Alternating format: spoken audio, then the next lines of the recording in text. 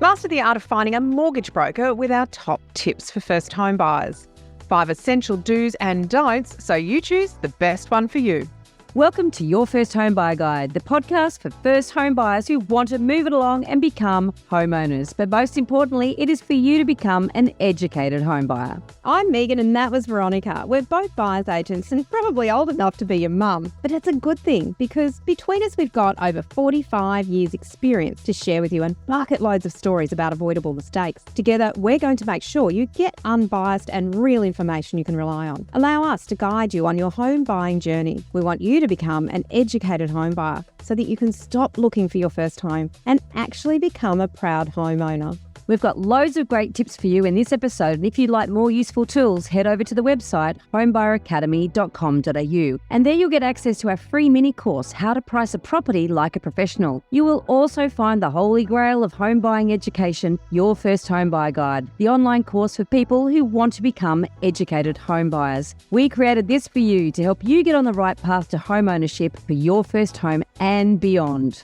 But before we get into the interesting stuff in this week's episode, we've got the boring bit, the disclaimer. You of course know that nothing in this podcast is to be taken as personal advice. We always recommend getting the advice of an expert in their field who takes the time to understand your personal situation. We've done our very best to ensure that the content is correct at the time of recording. Things change rapidly, so always check with the relevant government authority and your trusted advisors to get the most up-to-date information.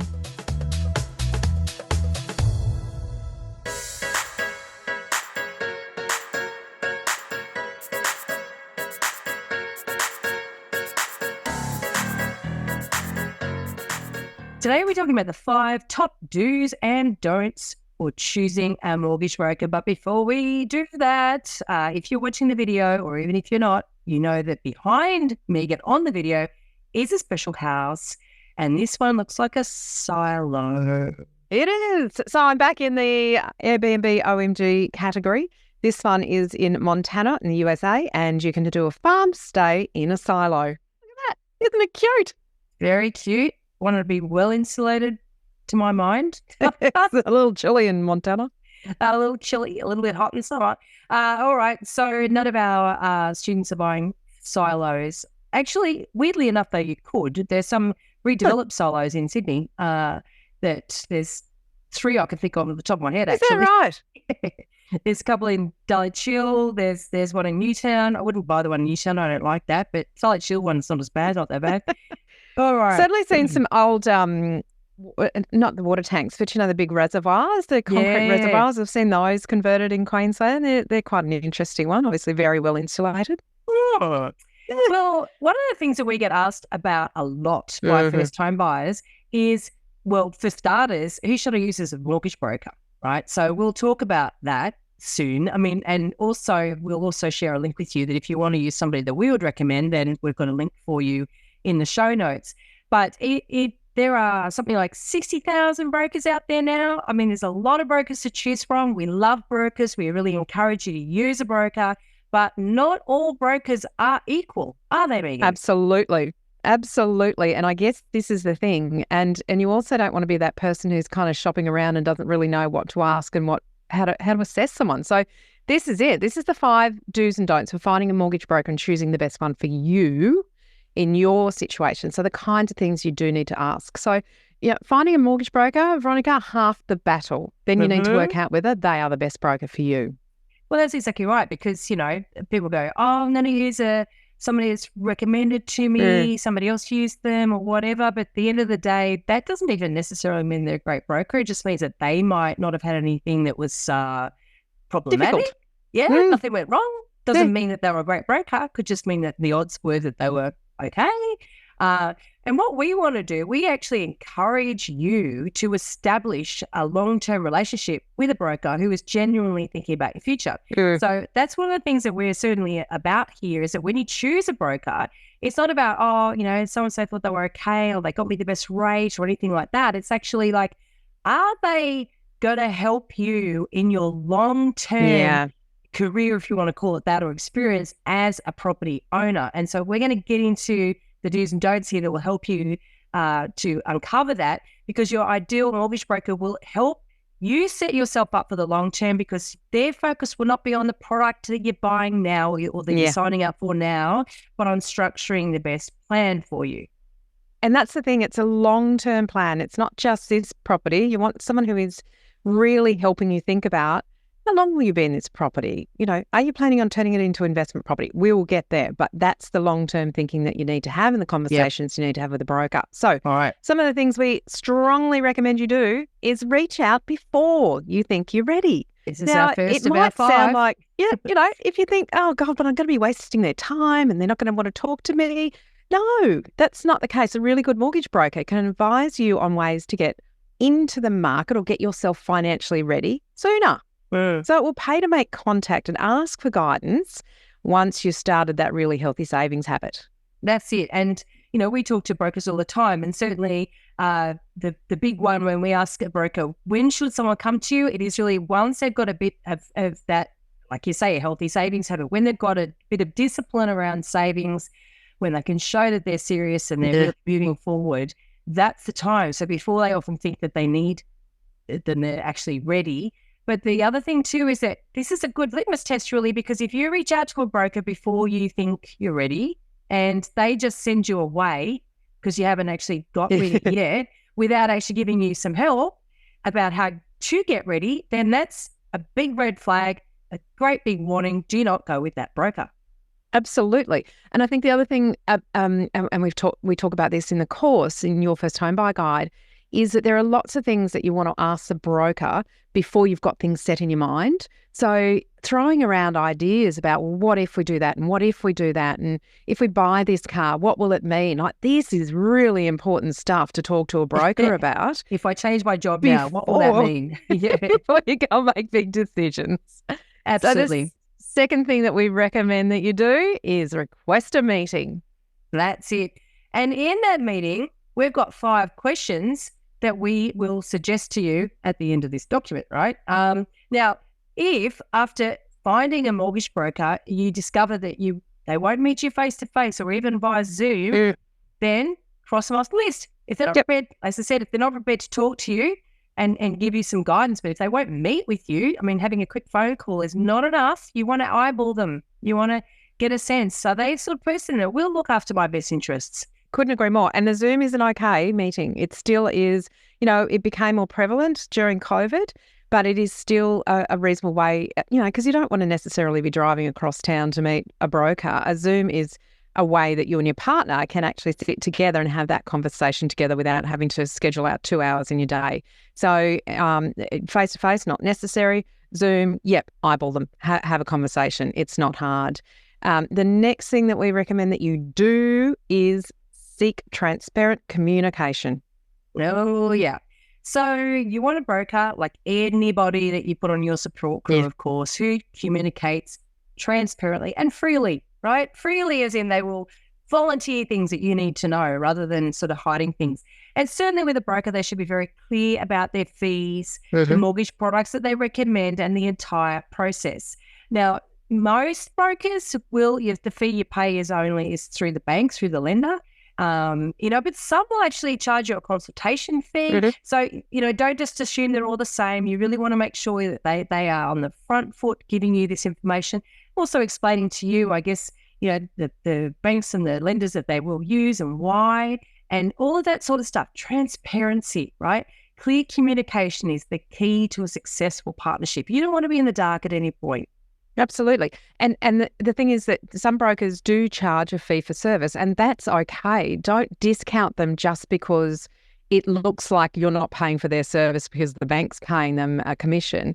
That's a traditional kind of model, but there are different models. So it's about finding the person that's going to fit with you best and that's going to be to be there if things get tough, because it's like insurance, They can slide through from start to finish with no issues. That's fine. Anyone can do that. But what do they do, and what are some of the situations that they've been in where it's been tough, and what have they done to get this over the line for somebody who it got a bit tricky?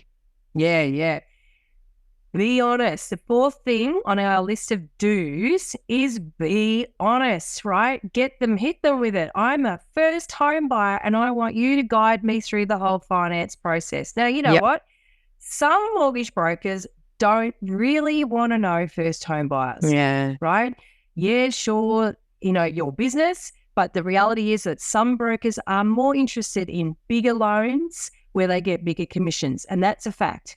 So you want to be upfront with who you are and what you need from them so that you don't get, I guess, sort of Assumptive knowledge. Assumptive knowledge. You're not actually then going with a broker who might not be 100% understanding that you want your hand held. And as a first home buyer, you need your hand held, right? Look, and I strongly recommend that you say, I'm a first home buyer. I'd like you to assume that I know nothing. Yep. Because that way, you get told everything. So if there's no assumed knowledge, then each step should be spelt out and oh, okay, well, yeah, I sort of knew that, but I didn't really know how it fit in the whole scheme of things. Whereas if you go, yeah, I kind of know what's going on, and they go, all right, so you've got a bit of an idea of it, I'll just gloss over that, we won't talk about it, you might miss something that's really relevant to you. So I think always saying, just assume that I know nothing is a really open way of saying, just hit me with everything you've got. Look, hold my hand. Yeah, finding a mortgage broker will take the time to carefully explain things, will make your entire journey less stressful. And look, to be quite frank, even if you are not a first home buyer, right, and you've done this once before, you still don't know what you're doing. In reality, like really and truly, I think that you're less anxious perhaps, because you've been through this whole process before. But the simple fact is that a lot of brokers will assume that you know what you're doing, and you don't, and we don't. And look, even as a seasoned property buyer, some years ago, I had a broker that didn't explain certain things to me, and then I discovered things by surprise. And I was buying my 5th property or something. Right. So it was like only afterwards, there was a refinance involved. I'll tell you what it is. There was a refinance involved. And after it was refinanced with I bought one property and then refinanced another. And when it went to a new lender, all of a sudden my mortgage repayments went down. And I went, oh, how did that happen?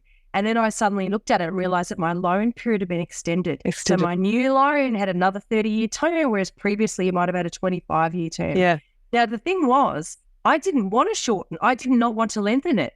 I was quite happy to keep those repayments at the level they were at. Right. But he didn't say it to me, and he assumed I knew, and he didn't tell me, and I didn't work it out till it was too late. Right. So it's another good example why really saying that assume I know nothing is really good advice for it. Doesn't matter if you're not a first home buyer. You could say that too. Yeah, and it's not saying I'm dumb, like, treat me like I'm silly. It's not. It's actually saying I really want to know everything. So just assume I know nothing, and that way you tell me everything that you know. Eyes wide open.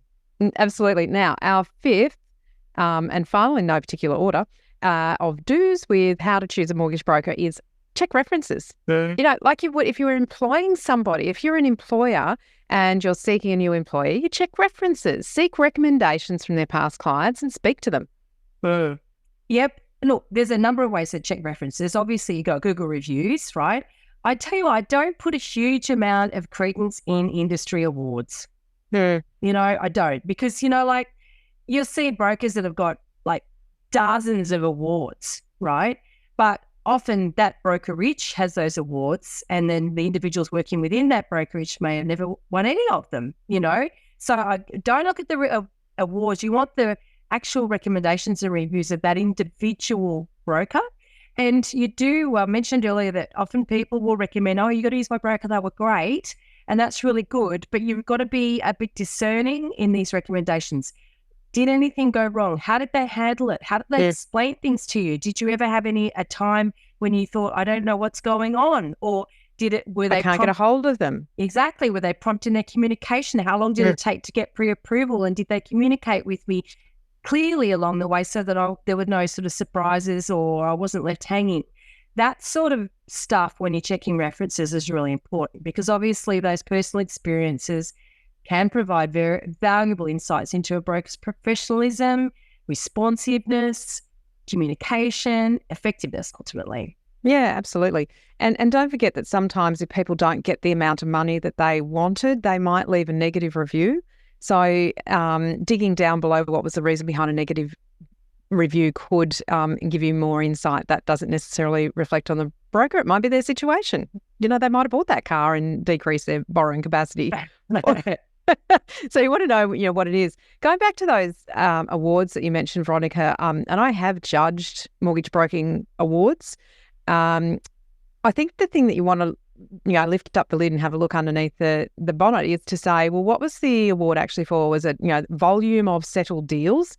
That just means that they have a process in place to get through a lot of deals. It doesn't necessarily make them a good broker, and it doesn't make them a good educator of you in the broking in the mortgage space. So you want to kind of dig under a little bit if you're going to use that as one of your litmus tests. All right, let's move on to what you don't do. These are our top 5 things that you don't want to do when you are looking to choose and appoint a mortgage broker as part of your support crew. So the first thing is, don't shop around for the cheapest interest rate. Oh my God, no. And in fact, it's what we hear all the time. Yeah, the good brokers always say to us, oh my God, I hate it when we get someone calling us, they're just trying to shop around on rates. And, a bad broker, if you want to call them a bad broker, will be someone who just sort of tries to appeal to that off. side of you. I just did a deal at 6.05. Yeah, or whatever. Is that good? I don't know. But yeah, exactly. And what was their situation? And that's the thing. The good broker is really going to get to the bottom of your situation, not just now, but in the future, because they're also thinking about the flexibility of that loan that they're setting you up with, the type of lender, or when you might need to refinance and get out of it at some future point. There's all that sort of stuff going through their head, right? So really, you need to avoid focusing on the cheapest loan at the expense of other very important features, because your broker will help you explore multiple options to ensure you get the right lending solution for the long term. And if they're not talking to you in that way, then again, red flag, go and find a broker who will. Yeah, and if the first conversation a broker has with you when you meet them at a barbecue is, oh, geez, I can get really low interest, I've got access to really low interest rates, probably not the person. Go and find someone else. Yeah, you had a bigger conversation than just that. The second don't lodge applications with more than one broker. Yeah, we get this feedback from brokers a lot, and what it does is it not only confuses the banks, it potentially puts too many inquiries on your credit report. So do your research before you lodge a loan application. Okay, so that's incredibly important. In fact, if we were going to rank these, I'd say that's one of the top ones. So do your research, choose your broker before you lodge an application. Ensure you're comfortable that they have got the right experience and they'll communicate with you through the whole process. And then commit to them. Yeah, that's it. Broker. Yeah. They'll work it hard. They'll come to you with options. They'll narrow it down to the best lenders for you. And also you've got to be thinking that they're always thinking which lender is going to view you as a good customer, because lenders will have their different policies and their different types of buyers that they're looking at dealing with. Yeah. The third do not overlook fees. So do not overlook the fees associated with a mortgage broker. Make sure you fully understand how and when they get paid. We've mentioned ask for transparent communication, but don't assume that you're just going to get paid out of your mortgage, right? Some brokers will charge an upfront fee and they will give you something for it as well. So you want to understand what is it that they're charging you for. So there's advice in that. And others are fully compensated by lenders. So just don't overlook those fees. Don't assume they're not there. And don't make a decision based just on those things alone. Go for the best broker who will understand your situation and give you the right advice for your situation. That's far more important than perhaps paying an extra $500 up front for an assessment. Yeah. So don't just discount because someone charges. The next don't, our fourth don't on our list of top 5 do's and don'ts is don't neglect to ask questions. This is where the power lies. Clarify any doubts you may have about the mortgage process, what the fees are, the broker's services. A really enthusiastic professional broker will be happy to address any questions that you have, no matter how silly you might think they are. They are valid questions. So I mentioned earlier 5 questions to ask your broker. We will have a link in the show notes so that you can download that, and very handy reference to have. And so when you're asking those questions, they're like this 5 questions to get the conversation started, to get things on the right path. But as you go, as you have these conversations around different options, different lenders, different situations, different things you might need to do to get yourself financially fit, you're going to have more questions, and don't bottle them up. Get them out there. Ask, right? And we figure you're listening to this podcast. You are the type of person that's going to have lots of questions. So just don't be shy. Ask them. Absolutely. Now, our final one in our top 5 do's and don'ts of the don'ts is don't fail to check for independence. Veronica, this is a big one. So you just got to make sure. This is a huge one, actually. Now, brokers will, work in groups or whatever, right? And sometimes they will push property. Okay. If a broker is ever suggesting that you buy any type of property, run a mile, right? Not independent. Run a mile. They are not independent. So even though we say get independent and they've been paid by the banks and all the rest of it, an independent broker is not getting funded or paid by developers. Yep. In any on the property side of the equation, right? They're just doing finance. And it's really important because some brokers have got real estate 8 licenses so that they can recommend you buy house and land packages, for example. It's all very convenient. Seems really easy. And I know that as a first home buyer, anything that seems easy, it's like, oh, relief. This is really hard trying to get on the property ladder. Here's a broker. He's telling me all the grants that I can get access to. And he's recommending this particular developer. And they happen to have this one particular house and land package that is just available just for me. And they're holding it for me. In my price range. It's a set price. And then what you're not realizing is that they're getting a huge commission, and we're talking tens of thousands of dollars, sometimes more than your deposit. The commission going to the broker. So you must make sure that your broker is independent and not affiliated with any developers, sorry.